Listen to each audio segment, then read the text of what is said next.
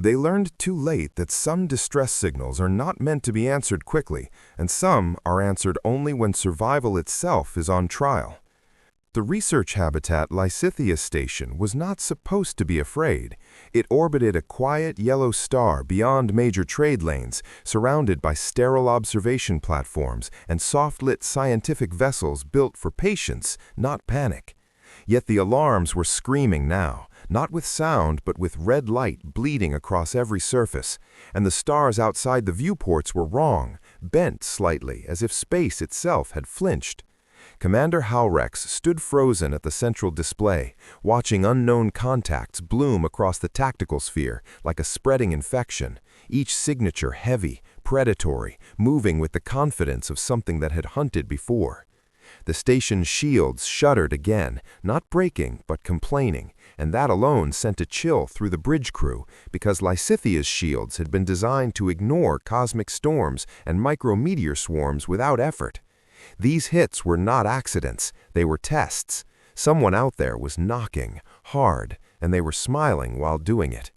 The first hull breach report came in 30 seconds later, not catastrophic, not fatal, just precise, as if the attackers wanted everyone alive long enough to understand how powerless they were.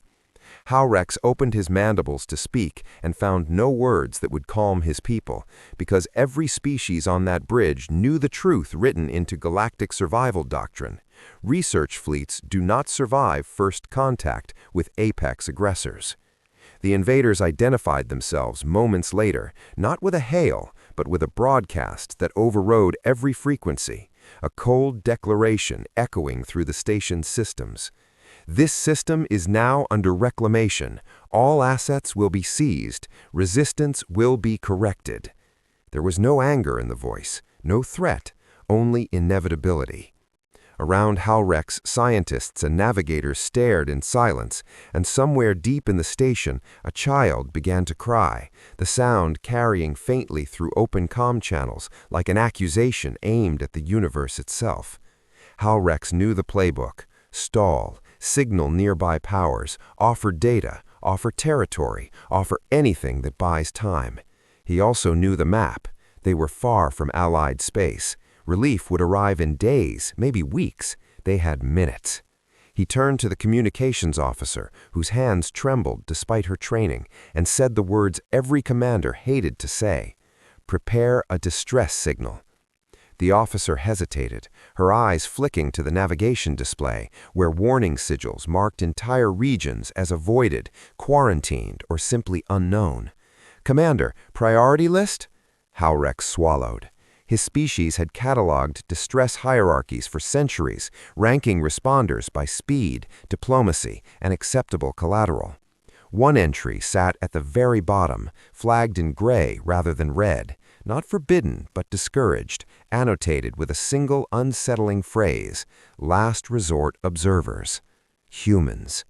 No one officially knew why they were listed that way. Humans rarely answered calls beyond their borders, and when they did, the outcomes were difficult to classify.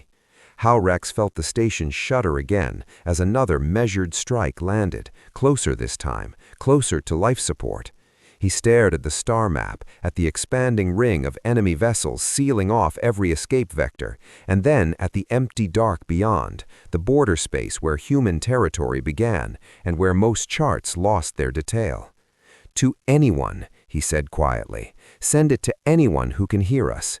The signal launched not as a plea, but as a bare statement stripped of pride and politics. Research station under attack, immediate assistance required, coordinates attached. It leapt from Lysithea like a thrown stone, crossing relay nodes, slipping through automated filters, ignored by systems already overwhelmed by other wars, other emergencies, other calculations of cost and benefit. It continued on, unprioritized, unacknowledged, until it crossed a boundary no one on the bridge could see, a line drawn not by treaties, but by watchfulness. High above Earth, in an orbit that never appeared on public maps, a listening array adjusted by a fraction of a degree, and a new indicator pulsed once, amber, then steady. In a darkened operations chamber, human analysts paused mid-conversation as the alert resolved into data. Unknown alien distress call, non-aligned, forbidden sector adjacency. For a heartbeat, no one spoke. Then a voice, calm and unhurried, cut through the silence. "Flag it." The speaker was older, his uniform unadorned except for a single patch denoting Orbital Defense Command, and his eyes never left the scrolling telemetry. "They didn't mean to call us," he added, not as a complaint, but as an observation. A younger officer leaned forward, curiosity fighting protocol. "Sir, priority level." The older man considered the question, then answered with the kind of certainty that comes from doctrine written in blood and restraint. "Last, always last, but not ignored." Somewhere in the vast machinery behind Earth's defenses, a process completed its cycle. Beneath layers of authorization and human judgment, something ancient by technological standards, something that had been waiting since the first off-world massacre humanity had sworn would never happen again, received a quiet permission. Prepare deployment. On the far side of the moon, hidden in its radio shadow, a shape that dwarfed imagination began to wake. Lights did not blaze to life so much as seep along the edges of a hull so dark it swallowed reflection, revealing angles that made no aesthetic sense, surfaces layered like geological strata rather than manufactured plates. The mass was immense, but it did not announce itself. It did not need to. Nearby satellites drifted as if caught in a slow tide as the warship's internal systems came online, not roaring, not glowing, but humming with a depth that vibrated through vacuum itself. This was not a fleet asset, it was singular, a decision given form. Inside, the crew moved with rehearsed calm, voices low, movements efficient, as if responding to a fire alarm they had trained for their entire careers but hoped would never sound. The captain stood at the forward viewport, hands clasped behind his back, watching Earth turn slowly below, blue and fragile and worth everything. "Warp solution locked," reported navigation.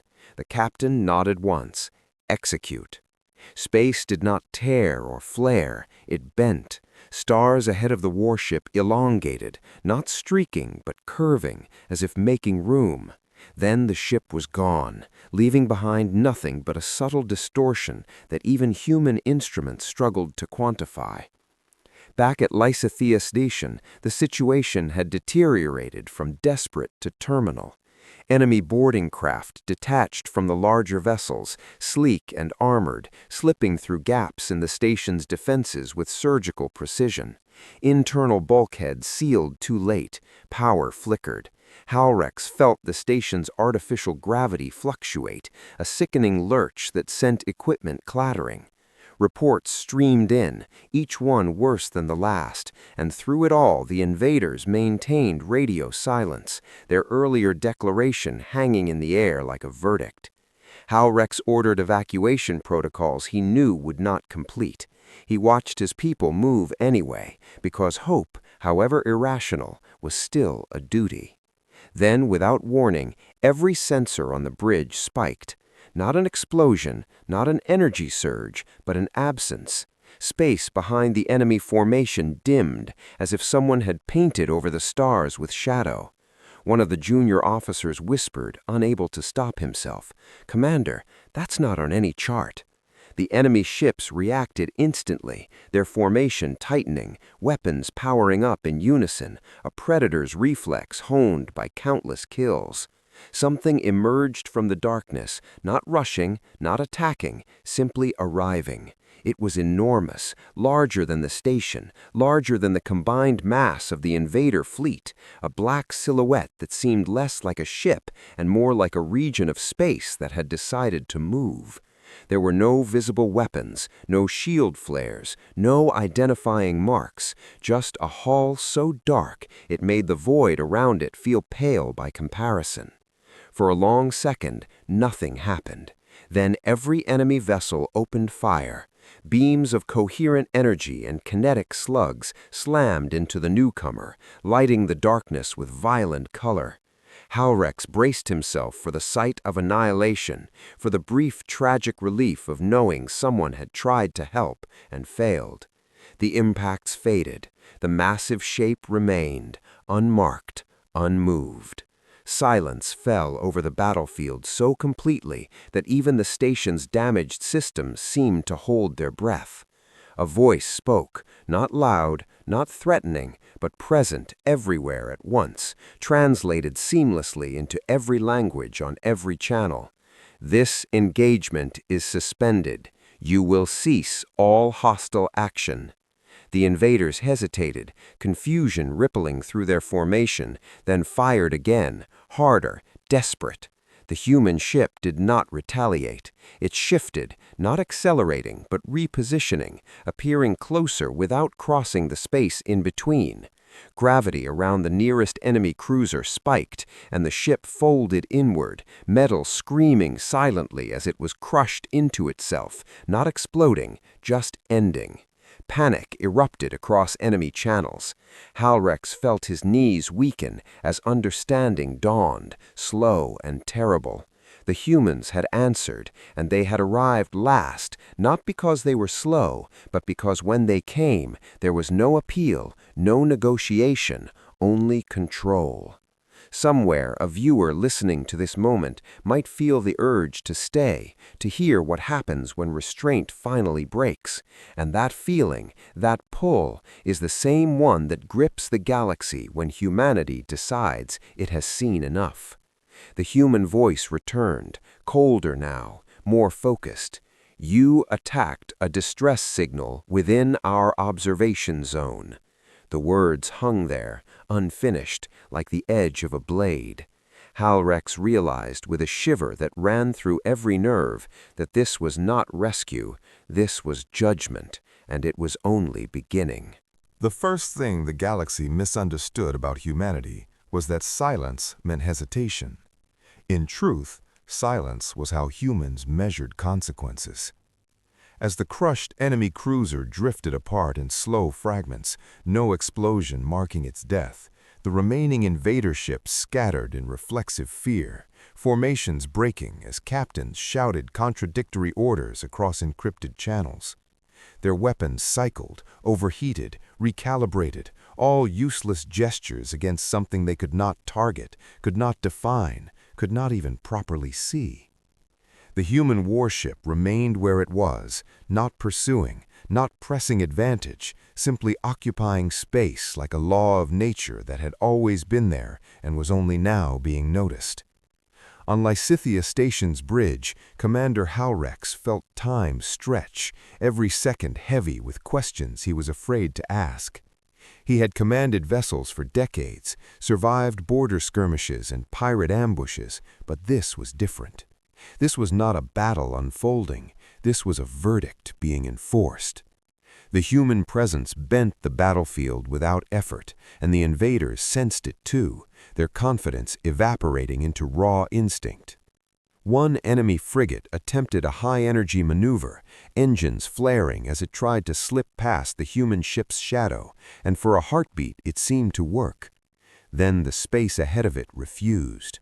The frigate's bow crumpled as if striking an invisible wall, its hull collapsing inward, systems failing in a cascade of silent deaths.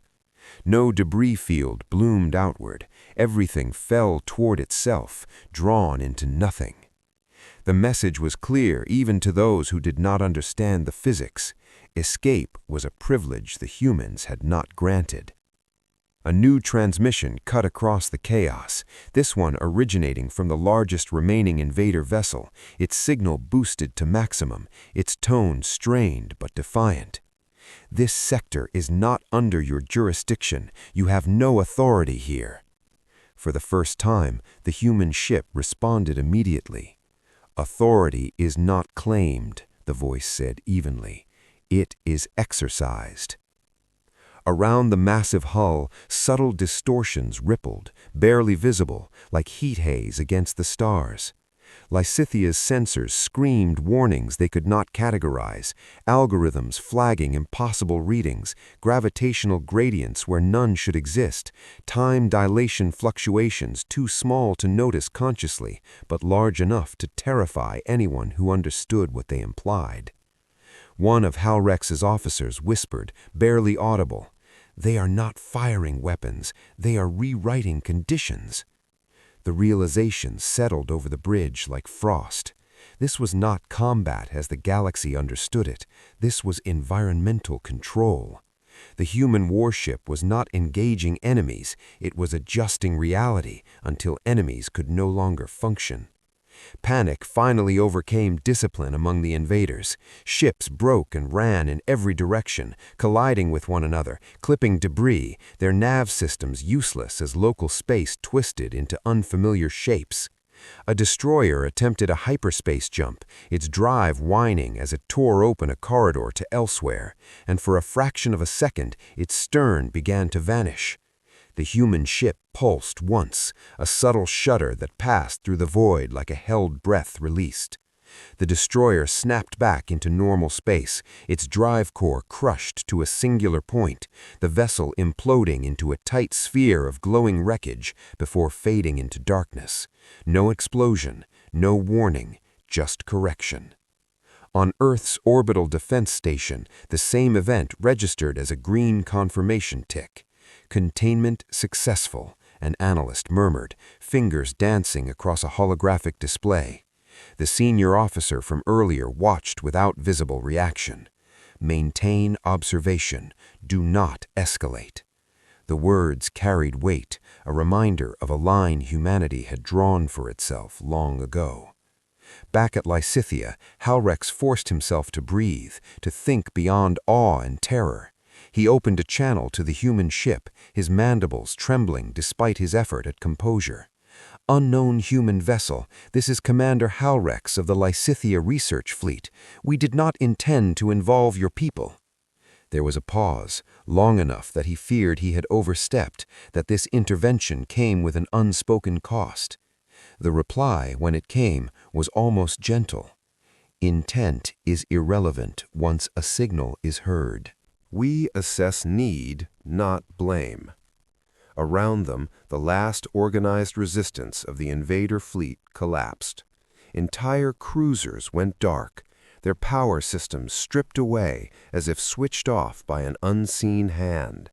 Smaller craft froze in place, drifting helplessly, their crews alive but utterly at the mercy of forces they could not fight. Then the human ship did something new. Sections of its hull opened, seams parting without sound, and from within emerged dozens, then hundreds of small drones, each one precise, purposeful, moving with synchronized intent. They did not fire indiscriminately.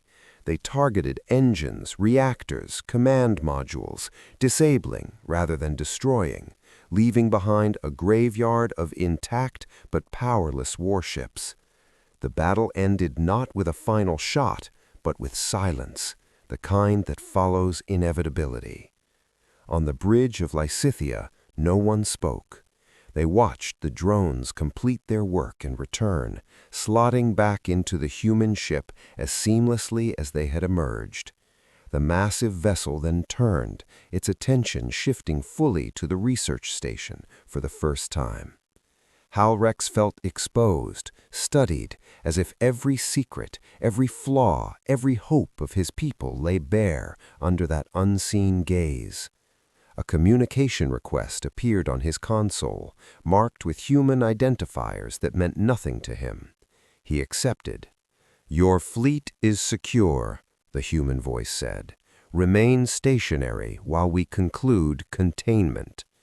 The phrasing struck Halrex deeply. Not rescue, not victory, containment, as if what had happened here was not an anomaly, but a scenario anticipated long before his species had built its first jump drive. He swallowed and asked the question burning in his mind. "Why were you watching this region?" Another pause. When the answer came, it was quieter, heavier. Because this sector has a history of predation. We observe patterns. We intervene when thresholds are crossed. Halrex's thoughts raced. Patterns, thresholds. How many times had this happened before? Unseen, unrecorded, erased before becoming legend. How many civilizations had been spared or ended without ever knowing why? Somewhere far away, deep within the Imperial Empire's territory, an emergency transmission crackled into existence. Our fleet is gone. Unknown human asset. Do not engage. The signal degraded, cut off by panic or interference, but it was enough. In the Imperial War Chamber, officials stared at the data in disbelief, replaying sensor logs that made no sense, that showed ships dying without battle, space bending without energy spikes. One officer whispered what none of them wanted to admit. Humans have been quiet for centuries. The Emperor leaned forward slowly, eyes narrowing. Quiet is not the same as weak. As if summoned by the thought, a new signal appeared at the edge of their monitored space, unannounced, unmistakable. The same dark silhouette, the same impossible mass, now resting just beyond their border. A message followed, simple and devastating. You attacked under our observation. This is your warning. Then the ship vanished, not retreating, not fleeing, simply ceasing to occupy any measurable coordinates.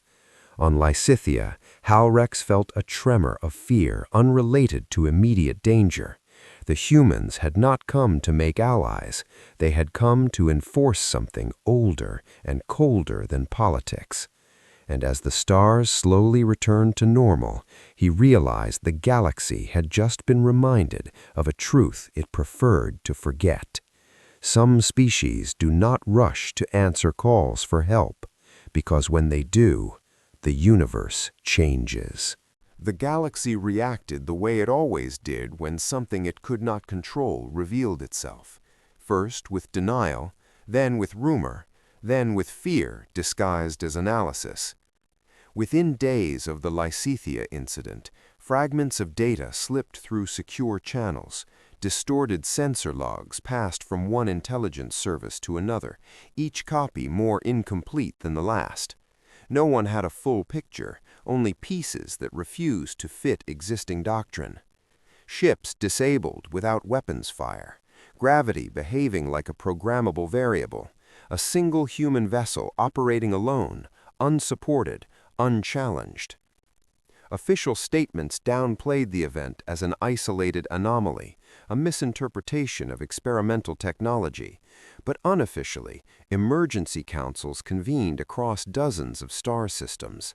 Old treaties were reviewed, borders quietly adjusted, patrol routes altered to arc away from regions marked with a new symbol, one that did not appear on public charts. On Lysithea Station, Commander Halrex watched his people move through repair corridors and temporary shelters with a kind of stunned reverence, their survival already transforming into myth even before the damage was fully assessed. The human warship still loomed nearby, motionless, its presence a constant pressure at the edge of every thought. It had not spoken again since declaring containment complete. It had not asked for thanks, data, or cooperation. It simply remained, watching, as if ensuring that no second predator arrived to test the same threshold. Halrex accessed the oldest layers of the Galactic archive, restricted files that most researchers never opened because they were considered irrelevant relics of a less civilized age.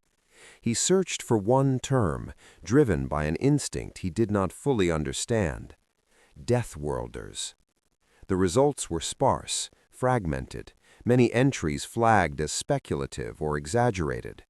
Earth appeared again and again, categorized as an extreme hazard planet, gravity higher than galactic norm, climate unstable, biosphere aggressive, extinction-level events recurring with unsettling frequency. The margin notes were more revealing than the data itself. Species survival probability, low.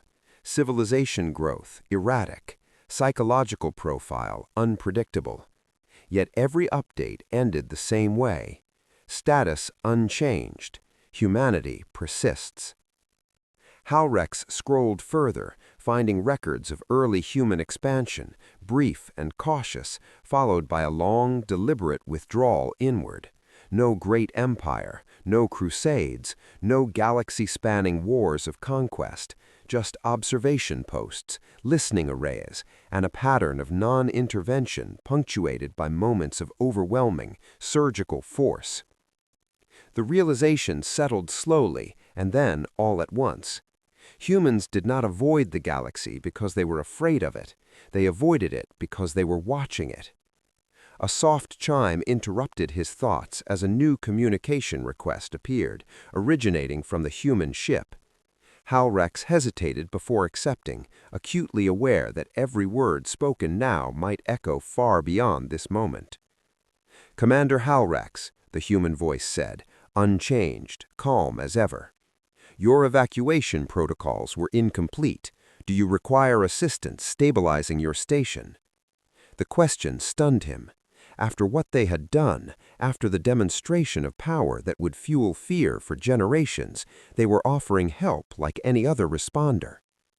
"We would accept your guidance," Halrex replied carefully. "Guidance is sufficient," the human answered. "Physical intervention is unnecessary unless conditions deteriorate."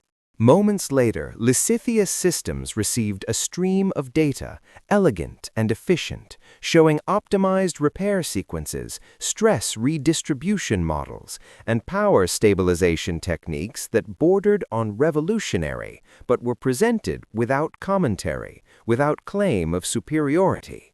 It was help without strings, knowledge offered as a tool rather than a leash.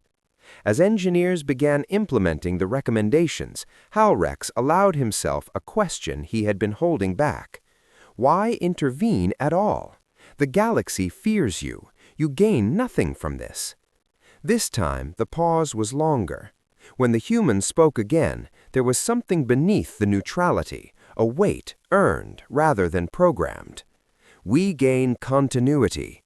Species that are allowed to be erased teach us nothing."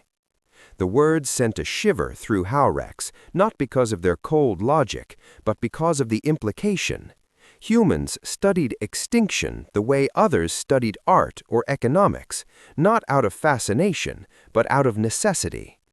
Somewhere far away, on the imperial capital world of the invader species, panic had hardened into resolve. Emergency fleets were recalled. Research divisions were ordered to analyze every scrap of human data ever collected. The Emperor stood before a massive display showing the frozen wreckage of his lost armada, jaw tight with fury, and something dangerously close to fear. One advisor spoke what many were thinking. If they can do this with one ship, what happens if they decide to act openly? Another responded in a whisper, "Maybe this is them acting openly." New intelligence arrived, more troubling than the last. Human observation zones extended far beyond previously assumed borders. Listening posts embedded in dead systems, stealth platforms anchored near strategic choke points.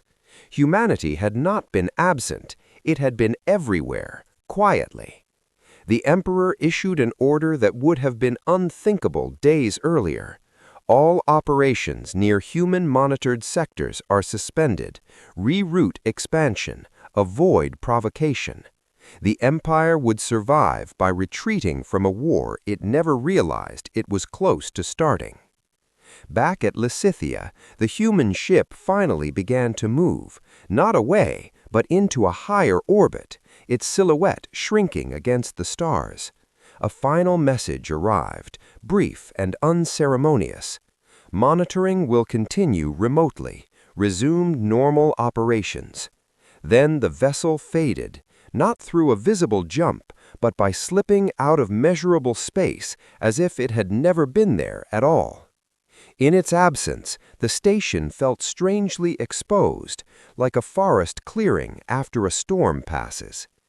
Halrex knew the galaxy would never see humans the same way again, but he also sensed something deeper, more unsettling.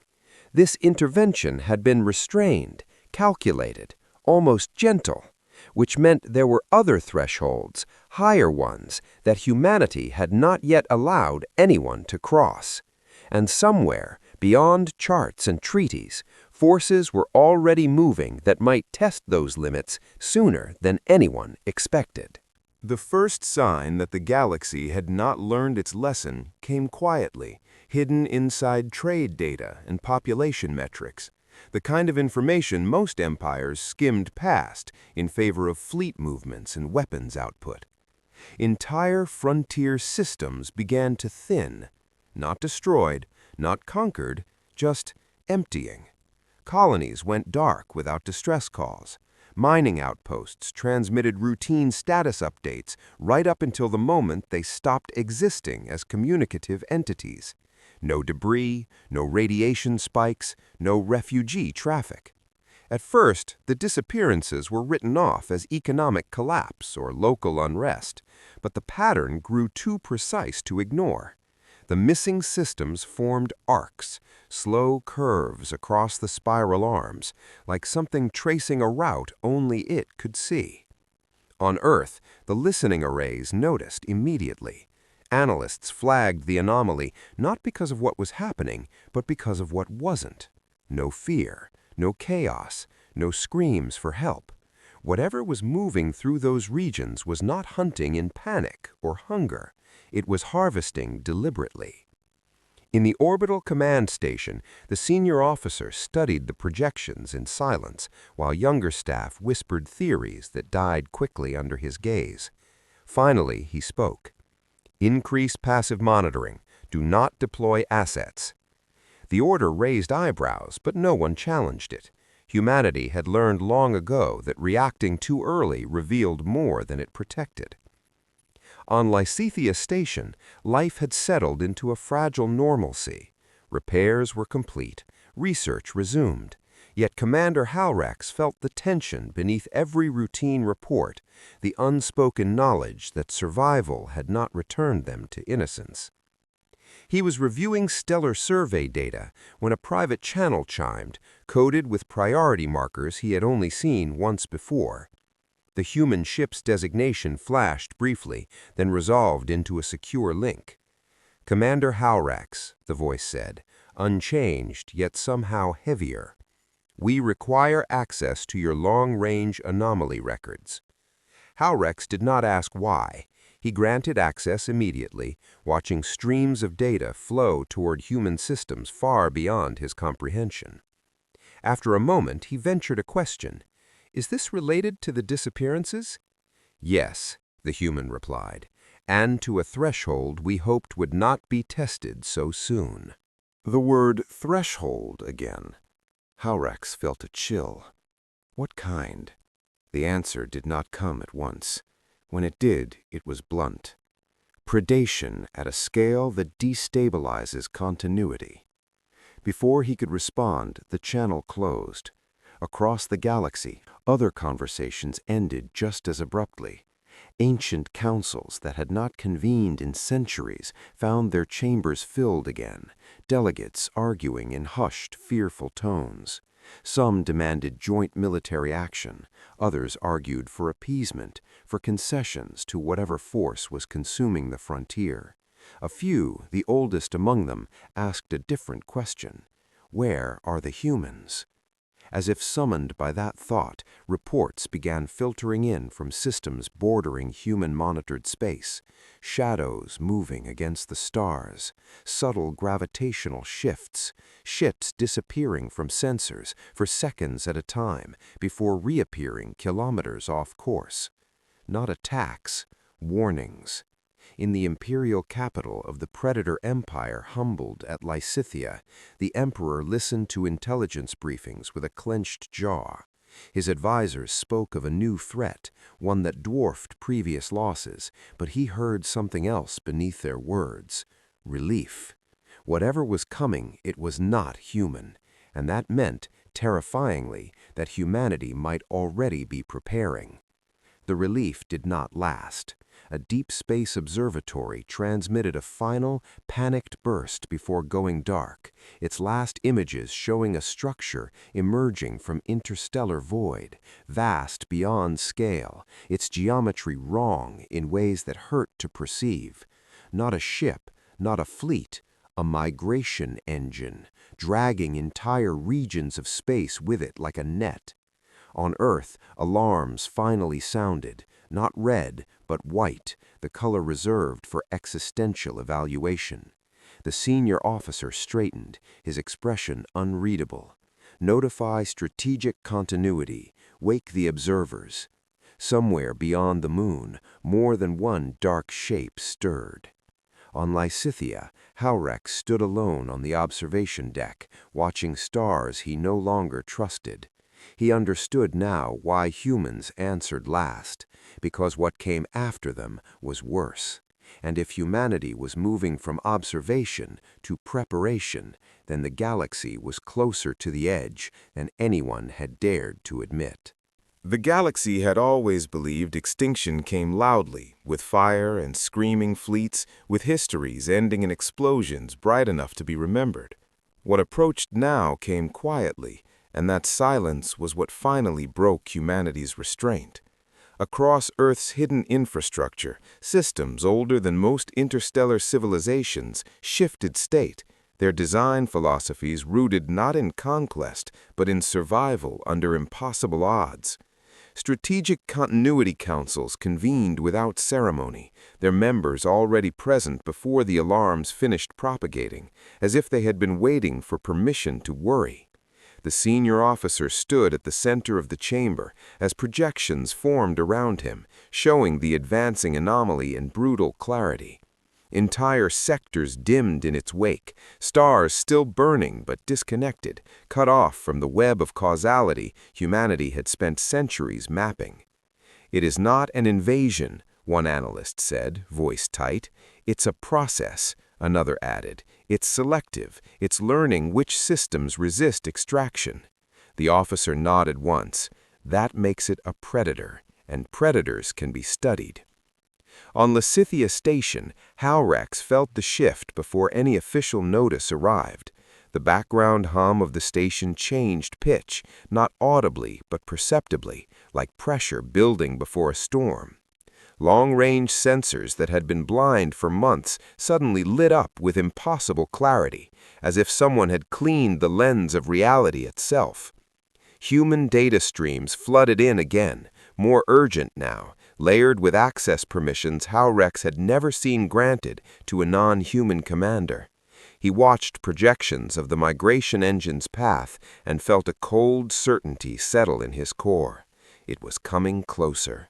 Much closer. A message arrived, direct and unencrypted, its simplicity almost startling. "Commander Halrex, evacuate non-essential personnel. You are now within a projected interaction corridor." He swallowed. Interaction? The reply came immediately, as if anticipating the question.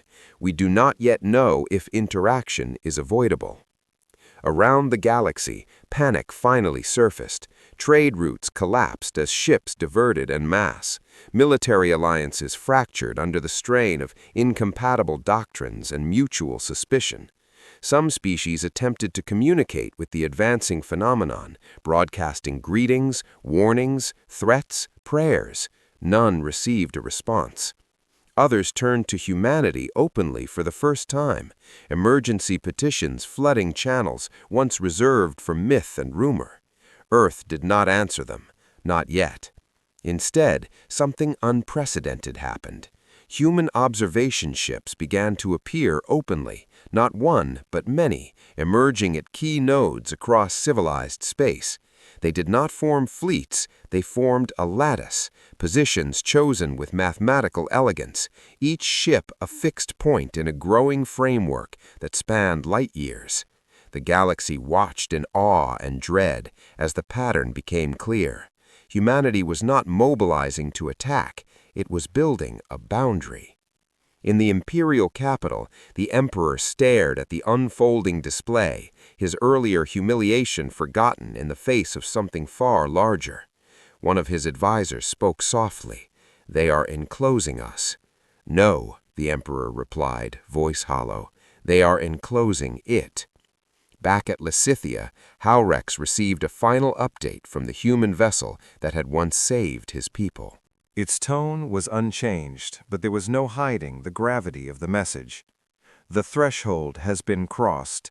Observation phase is concluded. Containment phase begins. He felt his legs weaken and steadied himself against the console. What does containment mean? The answer did not come in words, it came in action.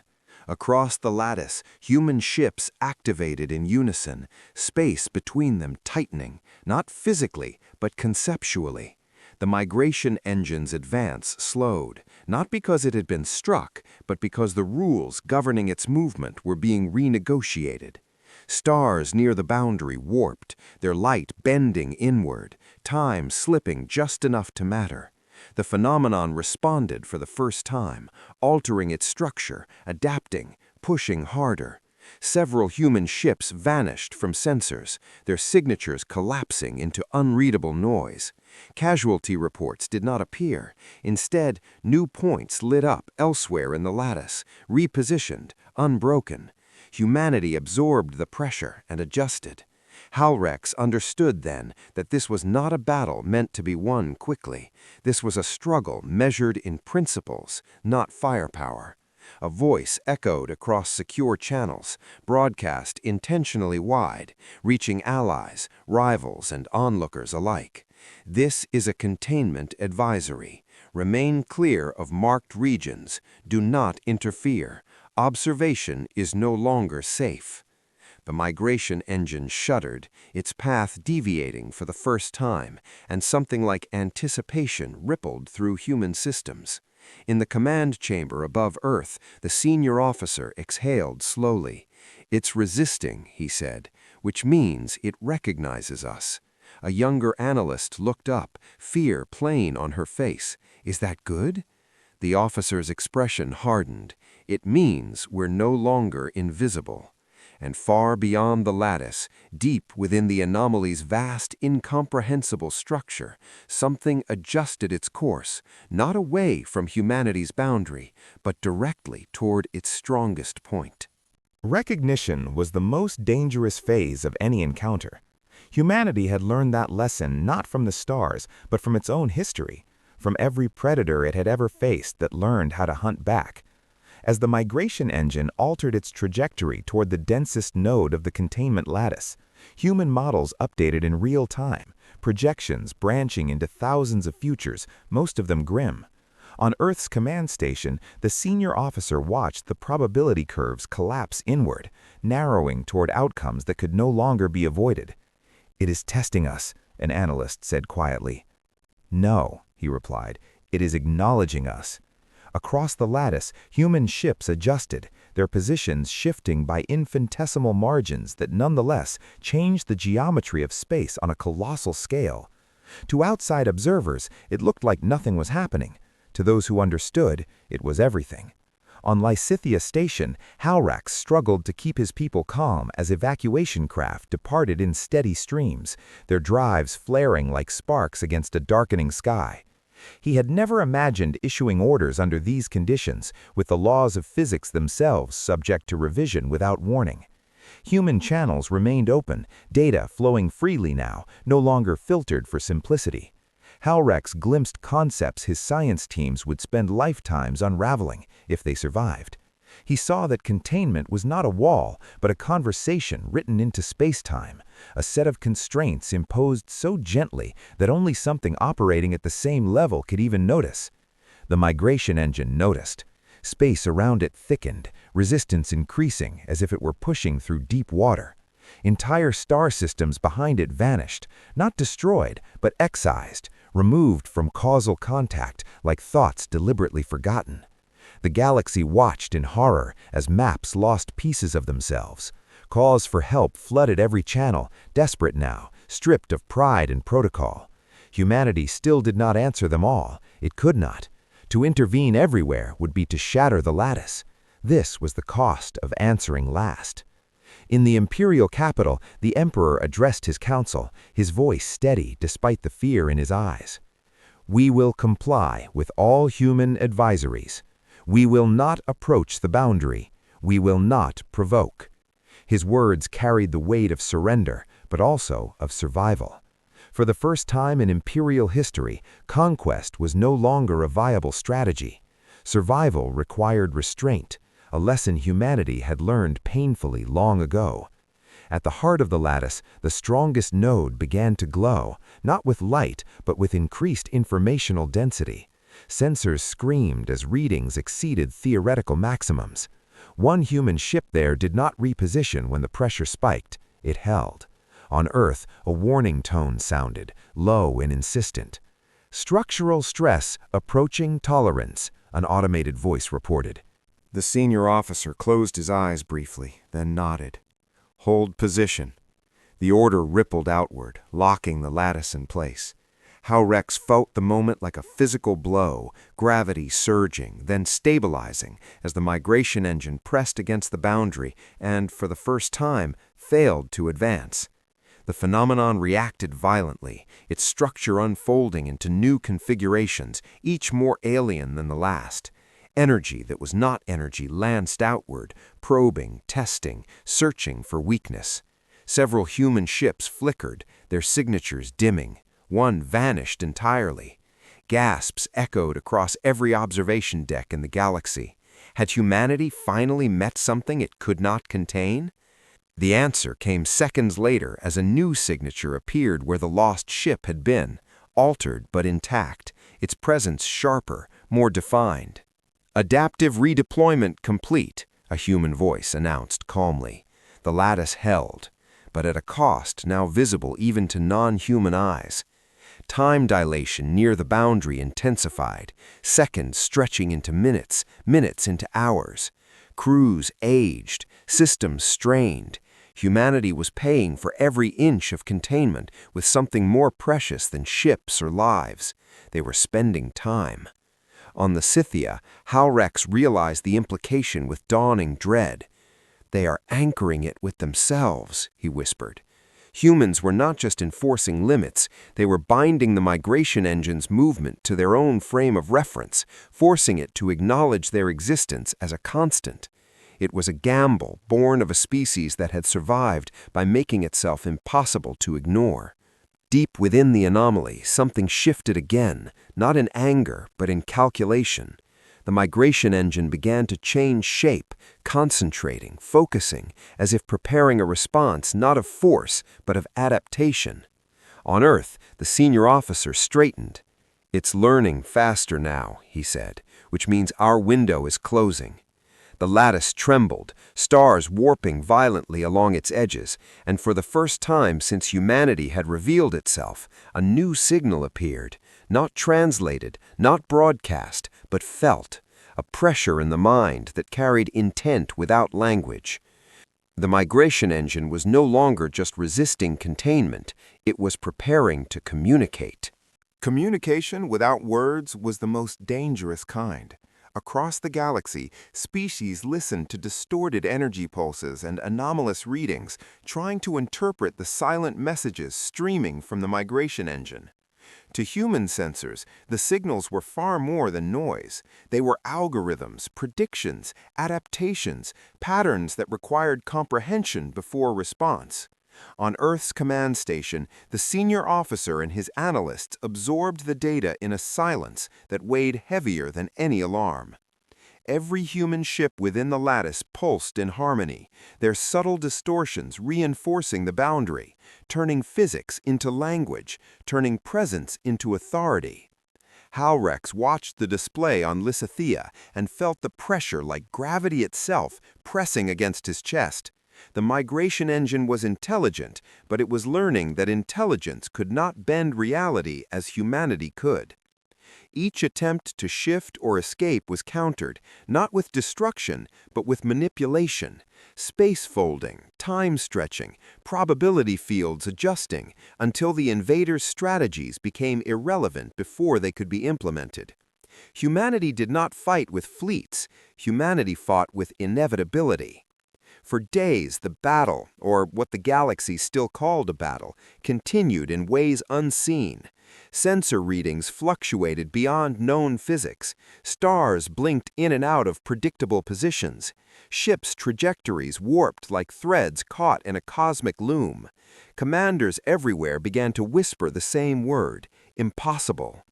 On Lysithea, Halrex's officers started to doubt whether reality itself was still constant.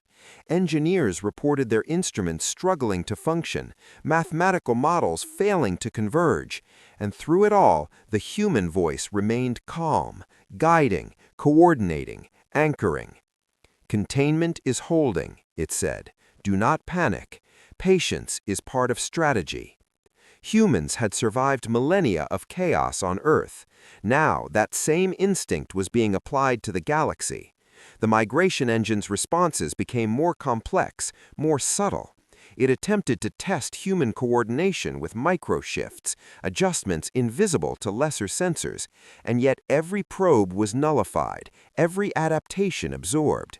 Systems designed to calculate entire planetary economies were overwhelmed. The senior officer observed, unflinching. "We are not pushing force," he said. "We are enforcing continuity." Halrex finally understood. Humanity's greatest strength was never technology, never weapons, never numbers. It was understanding the rules of survival so deeply that the galaxy itself became compliant when humans chose to act. The migration engine, massive, incomprehensible, adaptive, began to shrink, not physically, but conceptually, collapsing inward, folding in on itself as if accepting the boundaries imposed. Each fold was precise, each adjustment surgical. The lattice did not attack, it merely existed, and existence was enough. And then, when the entire network of human ships hummed with subtle perfection, the migration engine paused. Its adaptation froze, the signals stilled. Across light years, the galaxy seemed to hold its breath. Humanity waited, not for victory, not for recognition, for confirmation that the anomaly had acknowledged the rules of engagement it had never agreed to, but could no longer ignore. Halrex felt something ancient in the back of his mind, a memory of myths his species had long dismissed, but the truth was clearer than ever. To meet humans was not merely to face a species, it was to face consequence, refined by survival, tempered by history, honed into a singular inevitability. Then, without ceremony, the migration engine began to withdraw, slowly at first, then in increments impossible to measure without instruments that would themselves bend under the gravitational distortions humans had created. It was leaving the lattice, retreating into the void beyond known systems, and with each pulse of movement, the humans readjusted, guiding, containing, ensuring the anomaly could not escape unobserved, could not return to disrupt systems it had not already touched. Halrex realized that this was why humanity answered last. They did not intervene to save time or lives alone. They intervened when the stakes were so extreme that all other options had been exhausted, when the only alternative was the irreversible collapse of continuity. And as the anomaly disappeared beyond measurable space, leaving behind twisted but intact sectors, Halrex felt a chill run deeper than fear. This intervention was not a mercy, it was an evaluation. Humanity had set a standard no empire, no species could match, and the galaxy would feel that standard for generations. The human lattice pulsed one last time, and the command station aboard Earth received a single, final message. Threshold secured. Observation resumes. Halrex felt the weight of the words, simple yet profound, and he understood something terrifying. The humans had not just contained a predator, they had reminded the galaxy who enforced the rules of survival. And far from every system affected, in the imperial capital, the emperor stared at the last unread reports, silence hanging like a blade over the chamber. The galaxy had been observed, it had been judged, and humanity had not yet even begun to leave its mark. The galaxy would remember this moment not in history books, but in instinct, in the way commanders hesitated, in the way fleets adjusted course without orders, in the way entire species reconsidered what threat truly meant. Humanity did not expand aggressively, it did not conquer, it observed, it endured, it chose when to act, and when it did, the universe bent to consequences only it could impose. On Lysithea Station, Commander Halrex finally exhaled, though his relief was tempered by awe and a creeping realization that nothing would ever be the same. His research fleet, intact though scarred, was now a witness, not a participant, and the lessons they had seen would ripple through galactic knowledge for decades, centuries if their species survived.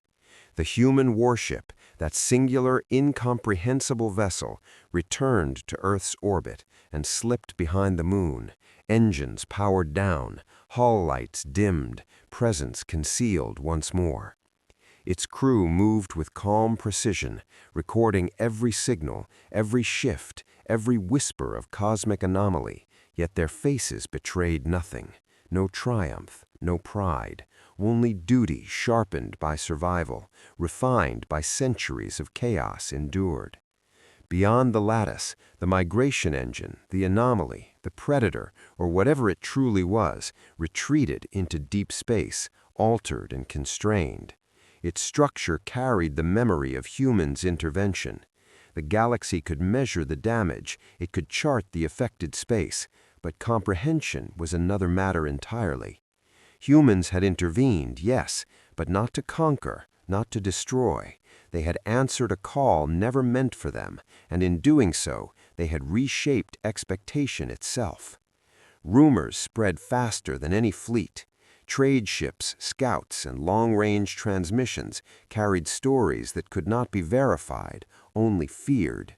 One human warship, unseen, unstoppable, operating on principles older than most civilizations' records, had contained a phenomenon capable of destabilizing entire sectors. And all the galaxy could do was adjust. Treaties were quietly rewritten, maps updated with new borders that no one dared approach. Protected zones now existed, not because humans demanded it, but because the universe had learned, the hard way, that if a human answers, you survive only if you are not the threat. On Lysithea, Halrex sent reports to his leaders, careful not to exaggerate, though exaggeration would have been easy. Humans answered last, he wrote, and when they did, they reshaped reality to enforce a standard no one else could comprehend. Across the stars, the whisper grew, Deathworlders, not just dangerous, not just unpredictable, but arbiters of survival itself. Civilizations that had once considered humans a minor power began recalculating every assumption. They remembered centuries of human hardship, plagues, wars, catastrophes, and near extinction, and understood at last why a single vessel could immobilize an entire anomaly without firing a shot. The galaxy would never forget, and yet, in Earth's hidden orbit, the human warship did not celebrate. It did not transmit victory. Its captain monitored the cosmos with patient vigilance, every sensor a testament to centuries of observation, every calculation a promise that humanity would answer when the threshold demanded it. One final signal went out across human monitoring networks, simple, calm, and chilling in its clarity. Threshold secured. Observation continues.